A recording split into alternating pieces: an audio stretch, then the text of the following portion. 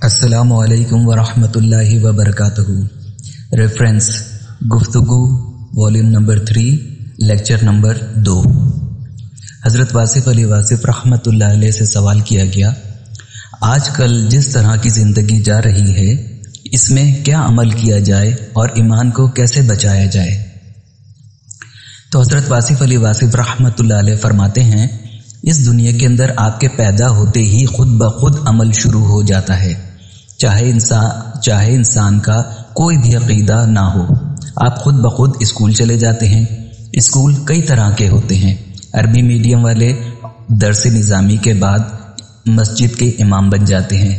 ایسے بھی لوگ ہیں جو اسلام کو پسند کرتے ہیں لیکن مسجد کے امام کو پسند نہیں کرتے۔ وہ اپنے بچے دارالعلوم میں نہیں بھیجتے بلکہ انگریزی اسکول میں داخل کراتے ہیں۔ کچھ بچے اردو میڈیم اسکولوں میں پڑھنے جاتے ہیں، پھر داخلے کے لیے دوڑ دھوپ اور کوشش کرنی پڑتی ہے۔ اس میں ایمان کی کیا ضرورت پڑی؟ صحت میں کوئی نقص ہو جائے تو اپنے علاقے کی کلینک پر جانا پڑتا ہے۔ اس میں ایمان کی کیا ضرورت ہے؟ ڈاکٹر کی فیس، اسکول کی فیس، بلکہ ٹیوشن کی فیس کے پیسے دینے پڑتے ہیں۔ پھر آپ کو کمانے کی ضرورت پڑ گئی، جائز ناجائز، سماج کے مطابق مکان بنانا، شادیوں کے معاملات، اچھے رشتے کی تلاش، اچھی سواری خریدنا، یہ سب واقعات ایمان کے بغیر ہو رہے ہیں۔ گویا کہ سماج ایسی مشین ہے کہ سب کام خود بخود سیٹل ہوتے جائیں گے اور آپ خود بخود عمل پہ مجبور ہو جائیں گے۔ صبح سے شام تک یعنی زندگی کی ابتدا سے لے کے انجام تک عمل جاری ہے۔ اس میں اسلام کی ضرورت ہی کوئی نہیں۔ دفتر جانا ہو، مشین چلانی ہو تو بجلی کی ضرورت ہوگی۔ اس میں دین کی کیا ضرورت ہے؟ سورج سے کسی نے پوچھا تھا کہ تمہارا مذہب کیا ہے؟ تو اس نے کہا میرا مذہب تو صرف روشنی ہے۔ سورج کا مذہب صرف روشنی ہے۔ سورج مسلمان نہیں ہے، آپ مسلمان ہیں۔ مسلمان ہوتا ہے کسی کو ماننے والا اور اللہ کی عبادت کرنے والا۔ عبادت کرنے والا مومن ہوتا ہے۔ اللہ ساری کائنات کو پالنے والا ہے اور اس نے ہمیں اسلام کا راستہ دکھایا ہے، اور ان حالات میں ایمان کو محفوظ رکھنا کمال ہے۔ لوگ یہ کرتے ہیں کہ یورپ جاتے ہیں تو کہتے ہیں کہ ساتھ میں عمرے کا ویزا بھی لگوا لو، یہ اضافی عمرہ ہوتا ہے۔ اصل نہیں، کیونکہ یہ روٹ میں آ گیا ہے۔ یہ ہیں آپ کے ایمان کے اور دین کے واقعات، ورنہ اگر اصل ایمان ہو تو آپ کبھی وہ کام نہ کریں جو ایمان کے علاوہ ہو۔ یہ بڑی مشکل ہے اور کٹھن زندگی ہے۔ حالات زمانہ اور طرح کے ہیں، اس میں ایمان کی جوت کو محفوظ رکھنا بڑا مشکل ہے۔ دعا کرو کہ ان حالات میں آپ کا ایمان محفوظ رہ جائے۔ ایمان پر دو چیزیں حملہ کرتی ہیں۔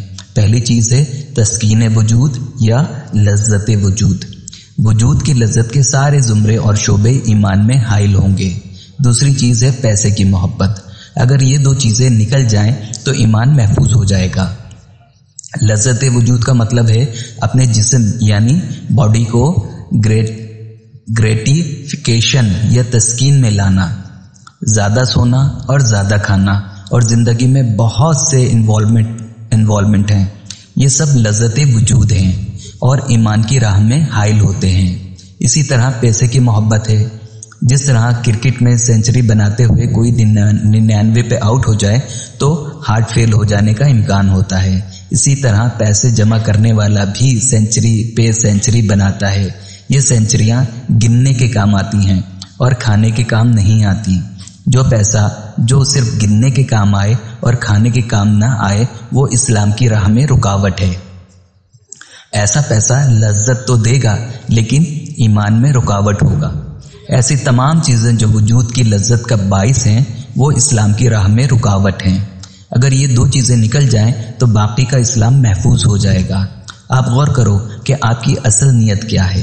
اگر آپ شادی سنت نبی صلی اللہ علیہ وآلہ وسلم کے لیے کرتے ہیں تو فقیر کے لیے تو یہ حکم، اور اگر شادی لذت کی خاطر کرتے ہیں تو یہ حرام ہے۔ فقیر کے لیے شادی حکم ہے، اور اگر شادی لذت کے لیے ہو تو اللہ کے حبیب صلی اللہ علیہ وآلہ وسلم کا فرمان ہے کہ ایسا وقت آ جائے تو نکاح سے بھاگ جاؤ۔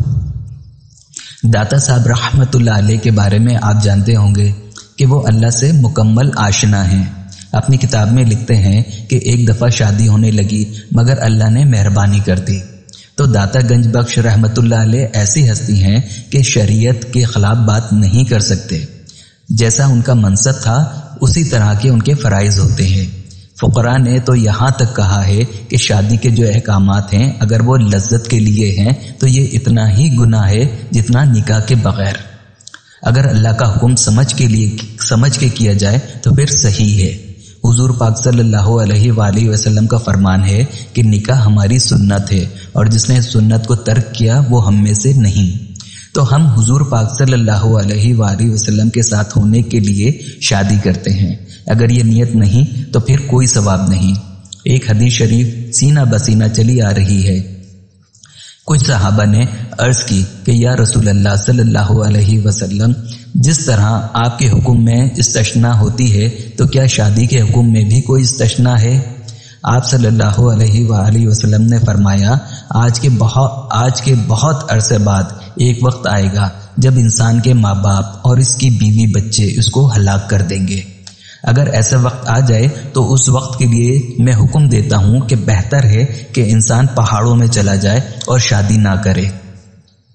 صحابہ کرام نے عرض کی، یا رسول اللہ صلی اللہ علیہ وسلم، کیا ایسا وقت آ سکتا ہے کہ ماں باپ یا بیوی بچے انسان کو ہلاک کر دیں گے؟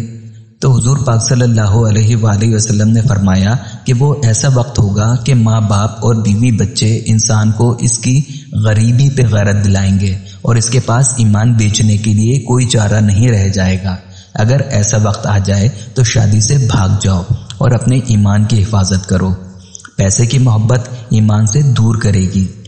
حضرت عثمان غنی رضی اللہ تعالیٰ عنہ کے پاس بھی پیسہ تھا مگر وہ سخی تھے. سخی کی کیا تعریف ہے؟ سخی وہ ہوتا ہے جس کے پاس پیسہ ہوتا ہے لیکن پیسے سے محبت نہیں ہوتی. ان کی محبت اللہ کے ساتھ ہوتی ہے اور وہ پیسہ اللہ کی راہ میں قربان کرتے ہیں. اللہ نے فرمایا ہے، یعنی تمہیں کثرت مال نے غافل کر دیا حتیٰ کہ تم قبروں میں جا گرے.